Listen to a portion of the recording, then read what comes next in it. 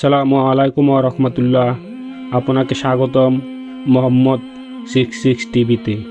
আমরা চেষ্টা করি বিশুদ্ধ ইসলামিক বার্তা সহজ ভাষায় পৌঁছে দিতে।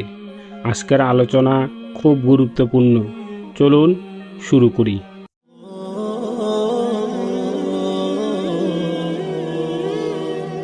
অপবিত্র কাপড় পবিত্র করার পদ্ধতি কি হবে?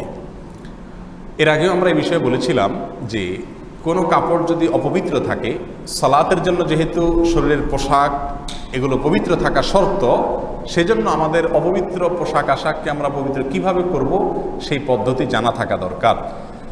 আপনার পোশাকের বা কাপড়ের চোপড়ের যদি কোনো এক জায়গায় অপবিত্রতা লেগে থাকে, সেটা পেশাব হতে পারে, পায়খানা হতে পারে, যে কোনো ময়লা যদি অপবিত্রতা যদি লেগে থাকে, নাপাক হয়, যেই জায়গাটা নাপাক হয়েছে ওই জায়গাটা নাপাককে আপনি দূর করে দিলে, রিমুভ করে দিলে সে কাপড়টা কি হয়ে যাবে? পাক হয়ে যাবে। কথার কথা, কাপড়ে কোনো এক জায়গায় পেশাব লেগেছে, তাহলে যে জায়গাটা পেশাব লেগেছে ওই জায়গাটা যদি আপনি পানি ধুয়ে হালকা ডোলে আপনি ওইটাকে পরিষ্কার করতে পারেন, এবং নাপাকের কোনো আলামত যদি আর না থাকে, নাপাকের আলামত যেমন ওই নাপাক বস্তুটার গন্ধ অথবা তার বর্ণ কালার এর কোনোটাই যদি না থাকে, কোনো আলামতই আর যদি না থাকে, তাহলে সেটা কি হয়ে যাবে? ইনশাআল্লাহ পাক হয়ে যাবে। এটা হলো মূল কথা। এরপরে আসি, এই কাপড় চোপড়গুলো আমরা যে পদ্ধতিতে সচরাচর পাক করে থাকি তার কয়েকটা পদ্ধতি আছে। এক, পুকুরে অথবা ট্যাপে অথবা প্রবাহমান কোনো পানিতে যদি আপনি নাপাক কাপড় ধোন, তাহলে তার পদ্ধতি কি হবে? এর পদ্ধতি হবে এই, যদি পুকুর হয়, অনেক বড় পুকুর অথবা নদীর ধার অথবা ট্যাপ, তাহলে সেক্ষেত্রে আপনি সেখানে কাপড়কে ধরে যদি একটু ডলেন, হালকা একটু কসলাইলেই সাধারণত নর্মাল নাপাকগুলো কি হয়ে যায়? দূর হয়ে যায়। বাস, এর মাধ্যমে আপনার কাপড় পাক হয়ে যাবে। আর যদি বালতি ইত্যাদিতে আপনি রেখে কাপড় ধোন, তাহলে সেক্ষেত্রে আপনাকে এক্সট্রা সতর্কতা অবলম্বন করতে হবে। বেশিরভাগ বাসা বাড়িতে আজকাল মা বোনরা হয় বালতিতে রেখে কাপড় চোপড় ভিজান, সেখানে ধোন, অথবা ওয়াশিং মেশিন ইত্যাদি ইউজ করেন। তো বালতিতে যদি আপনি অপবিত্র কাপড় ধোন, তাহলে খেয়াল করতে হবে, বালতিতে যদি পানি দেন, এরপর যদি কাপড় চুবান সেই পানিতে, অথবা কাপড় রেখে তারপরে পানি দেন, তাহলে কিন্তু অল্প পানিতে নাপাক কাপড় এর নাপাক লাগার কারণে সেই পানিগুলোও, বালতির পানিগুলোও কি হয়ে যাবে? নাপাক যদি হয়ে যায়, তাহলে ওই বালতির থেকে যদি আপনি কাপড়কে উঠান আর 10-12 চিপ দেন, তাহলে কোনো অবস্থাতে সে কাপড় কি হবে? না, পাক হবে না। কারণ বালতিতে আপনি কাপড় রেখেছেন, সেখানে অল্প পানিতে নাপাক লেগেছে, ওই পানিটাও কি হয়ে গেছে? এখন ওই পানি থেকে উঠে বারবার যদি চিবান, আর চিবায় আবার সেটাকে চুবান, চুবায় আবার উঠে আবার চিবান, এইভাবে যতবার চিবাইতে থাকেন না কেন, কখনো সেটা কি হবে না? পাক হবে না। আপনি বালতিতে রেখেছেন পাউডার ইত্যাদি দিয়া, ঠিক আছে, সেখান থেকে ময়লা দূর হলো, এরপরে আপনাকে আলাদা ট্যাপের পানিতে ধরে সেটাকে কি করতে হবে? চিবাইতে হবে, তাহলে সেটা কি হবে? ইনশাআল্লাহ পাক হবে।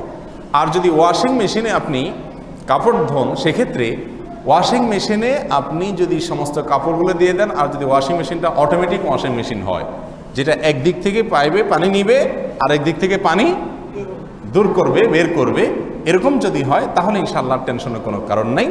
সেখানে পানি একদিক থেকে আসলো আর একদিকে চলে গেল, নাপাক পানিটা স্থির থাকলো না। এবং বেশিরভাগ ওয়াশিং মেশিন যেগুলো অটোমেটিক হয়ে থাকে, পানি এভাবে চলে যায়, আবার নতুন করে আসে, আবার চলে যায়, আবার আসে, এভাবে কয়েকবার যদি হয়, সেহেতু নাপাকের কোনো কিছু আর থাকার সম্ভাবনা থাকে না। বিধায় সেটা কি হবে? ইনশাআল্লাহ বিদিনিল্লাহ কাপড়গুলোকে পবিত্র করবে।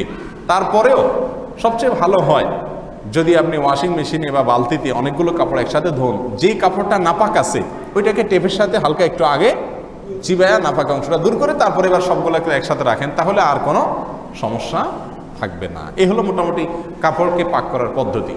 কিছু ভুল ধারণা আমাদের সমাজে প্রচলিত আছে। অনেকে মনে করেন কাপড় ধোয়ার শুরুতে যদি বিসমিল্লাহ না বলা হয়, তাহলে কাপড় কি হয় না? পাক হয় না। এটার কোনো ভিত্তি নাই।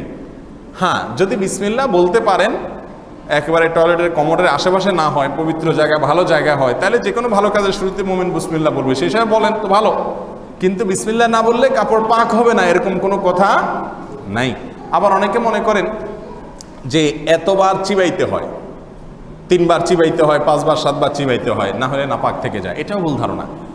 চিবানোর কোনো নির্দিষ্ট সংখ্যা নাই যে 3 বার, 5 বার, 2 বার, এতবার এটাকে নিংড়াতে হবে, চিবাইতে হবে, এরকম কোনো কথা নাই। আপনি ধুয়ে সেটাকে নাপাকটা দূর করে ফেললেই হলো। এখন নাপাক দূর হয়েছে কিনা এটা বুঝবেন কিভাবে? ওই যে নাপাকের জন্য যদি কোনো কিনা থাকে, আলামত না থাকে, তাহলে বুঝবেন নাপাক কি হয়ে গেছে, দূর হয়ে গেছে। সচরাচর পেশাব পায়খানা এগুলো লাগলে হালকা একটু কসলাইলেই দূর হয়ে যায় সাথে সাথে। এরপরে এতবার চিবাইতে হবে, বিসমিল্লাহ বলতে হবে, এরকম কোনো শর্ত নাই। আল্লাহ সুবহানাহু ওয়া তাআলা আমাদের সকলকে বোঝার তৌফিক দান করুন।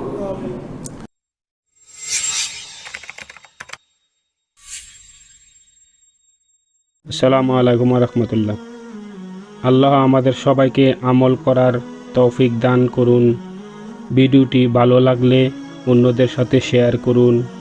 নতুন ইসলামিক ভিডিও পেতে মোহাম্মদ 66 টিভিকে সাবস্ক্রাইব করুন।